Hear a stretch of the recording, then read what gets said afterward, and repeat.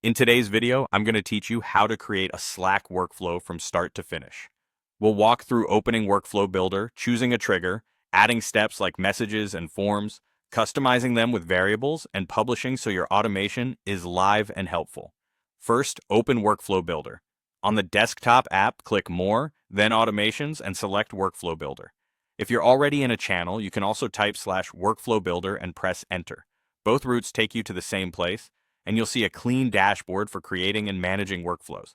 If you don't see the option, it may be restricted by workspace permissions, so check with your admin. Next, choose a trigger. The trigger is what starts the workflow automatically. For example, if you select New Channel Member, Slack will kick things off the moment someone joins that channel. That's perfect for welcome messages or onboarding checklists. You can also choose a specific time, which is great for daily reminders, weekly status prompts, or monthly reports. Pick the option that best matches the moment you want things to happen, then confirm any settings like the channel or the schedule. Now add steps. Click to add a step such as send a message. Decide where the message should appear and write it clearly, keeping it short, actionable, and friendly. If you need to collect information, add a form step. Create your questions, mark which ones are required, and set the format, short text, long text, or multiple choice.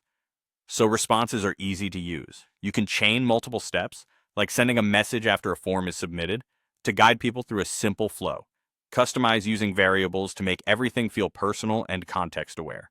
Variables let you pull in details from the trigger or from form answers, like the new member's display name, the channel name, or the date. Use the variable picker to insert them right into your message text, subject lines, or form descriptions.